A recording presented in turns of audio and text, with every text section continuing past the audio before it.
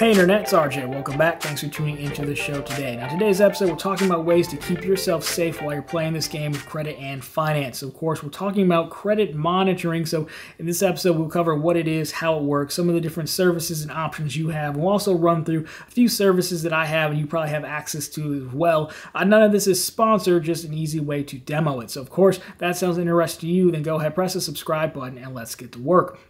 Now, when it comes to it, whether you play this game aggressively or, you're just a regular person, unfortunately, the obvious answer is don't give out your personal information. But when you deal with banks especially, and even other companies, like if you want to do rentals, like rent an apartment or a house, cell phone plans, these companies require you to give them personal information, driver's license, social security number, address.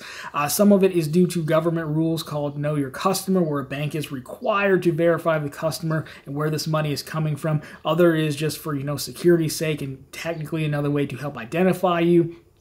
Some neobanks actually ask for pictures of your ID and a selfie, believe it or not, because they're trying to, help secure it. But again, it's more information that could be compromised. And of course, companies are getting hacked right and left these days. And while I don't believe any company sets out to say, hey, we want to get compromised, not every company puts as much infrastructure around data protection and privacy that they should. So all that to say is no matter what you're doing, your information is out there and we got to find ways to protect it. One of those methods is through credit monitoring.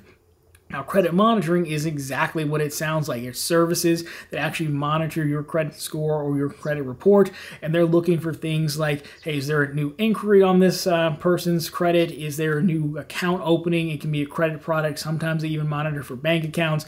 They can monitor for credit score changes as well. Things like that's really what they're looking for. And, there are free services and paid services, and we'll talk about them. But really the point here is that nobody sits there and stares at their credit all day long, so they have these services in place to give you keep eyes on it basically, and then give you notifications when something happens.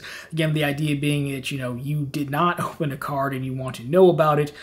So that can be really good to have someone always or something always watching when this happens. Now, the services, again, they tend to vary. Again, there are free ones that we're going to take a look at. There are paid ones, but all of them are kind of really focused on the same thing. But some of the services you're likely to see are, obviously the monitoring and alerts. Those are pretty standard. They usually monitor your credit report and score. And then, of course, some of them, the paid ones, can offer, insurance for ID theft. They can offer restoration assistance if your ID is compromised, dark web monitoring, and the big one here is multi-bureau monitoring. So again, we're talking about credit. We're talking about the major credit agencies, TransUnion, Equifax, and Experian. So generally, banks do report to the agencies, but banks aren't required by any means to report to any or all of the agencies. Now, generally, the big ones do, but really what that means is if you use a service like a Chase credit journey, that's powered by Experian, which really means like they're monitoring like Experian, or U.S. Bank, I think, has TransUnion. That's who I have with them. They're monitoring TransUnion. So you might not get the full picture if, one bank reports to one agency but not the other. So multi-bureau monitoring, definitely important to give you the full picture of it. Now, of course, they are monitoring credit score and report. Credit score, again, is like the summation of all the activities on your credit report. Your credit report being all the details of here's the new account, the payment dates, when it was opened, closed, credit limits, things like that. Now, the thing here to keep in mind really is the services that you already have. Do you already have enough free ones? Again, a lot of the banks offer this as a free perk because they have a partnership with credit monitoring company or credit agency, and the credit agencies usually have their own service. But again, it's usually just for one of the bureaus and not all three. And again, do you want a level of insurance or something like that?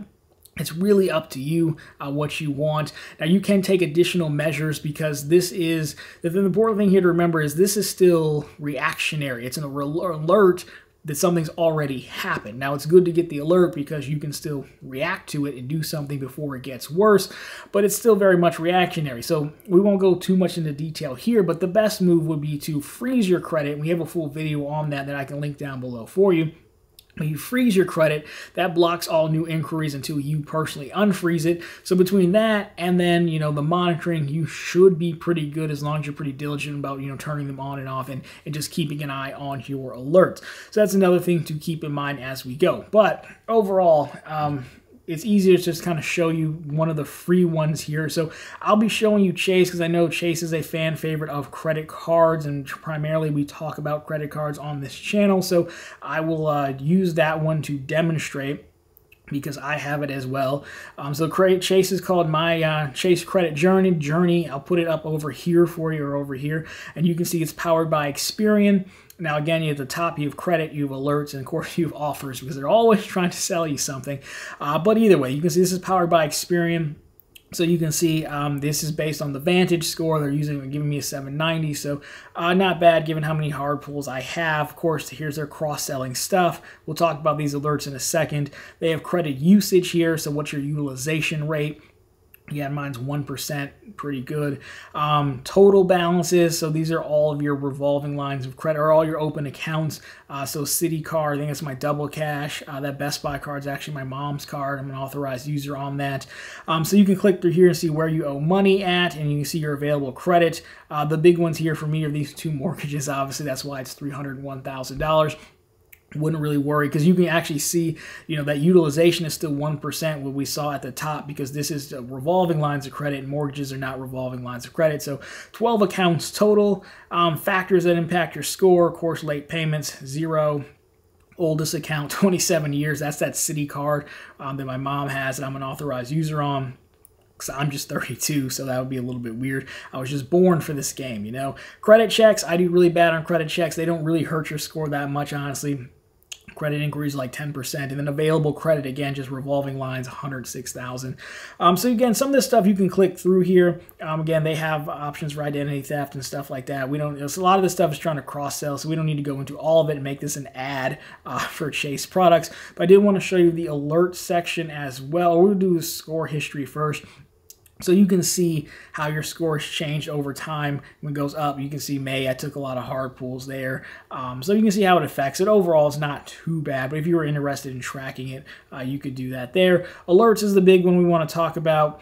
So we'll do the alert box here. So for example, you can see I probably should read more of these, but usually if it's me, then if I'm doing it at the same time, then I get a notification that I don't really need to check it. But we can see here, this was a JPMC card, this was a Chase card. I believe this is my Sapphire Preferred. Opening balance was 87 bucks, because that's what usually it takes a while for new accounts to report to credit. So that's why there's a little bit of delay there, but you can see the new card. And then if you come back out of here, just to kind of illustrate, so if you see a May 24th, new bank credit card posted, but then you can see JPMC Card Services credit inquiry, because there is usually a delay. So that inquiry on April was when I went into the branch to get the Sapphire Preferred. That hits immediately, and then when the account reports, you get another notification as well, which is important, because you wouldn't want to wait till the account showed up. You would want the credit inquiry to let you know. So you can kind of go through here and see all your notifications, but it does post there. They also have a what we're monitoring section, so identity monitoring. We can come down there, and dark web surveillance, data breach monitoring, social security, identity verification, all this good stuff. So there you go. That is Chase's overall. So let me stop this screen share here, and we'll be good to go. All right, saving, recording, we're good there. So, yeah, Chase's is a free one. I have US Bank, it looks pretty similar.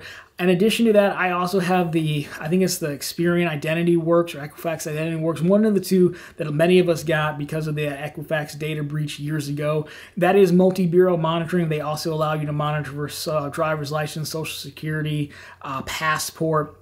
And that one is a little bit better because it does pick up even when I open some bank accounts.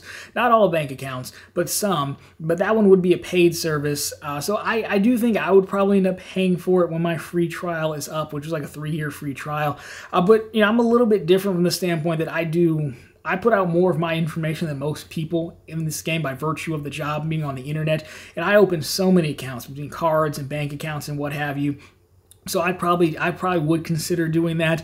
Most people, I believe, will be fine with the free versions. Again, you just want to make sure you have adequate coverage. In addition to that, I'll do in a separate video on credit reports, but you do still have access to request one copy of your credit report for free from each one of the agencies every single year. And a lot of times, if you make an account with that credit agency, again, TransUnion, Equifax, and Experian, you can get them refreshed monthly, and that could be enough as well. So I do believe most people should be fine with the free version.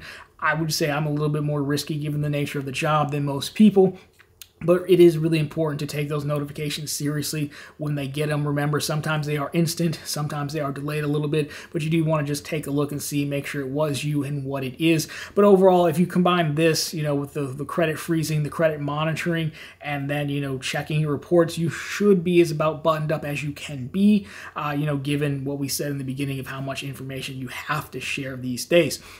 So anyways, guys, that has been it for credit monitoring. Let me know down below what services you use, what you recommend, and what your strategy is. And of course, if you like this one, drop me a thumbs up down below. If you found it particularly interesting, consider subscribing to the channel. Of course, we are posting content just like this every single week and right back here every Sunday with all the news you can use in the week that was in credit and finance. Again, guys, thank you so much for watching. I'll talk to you very soon in the next one.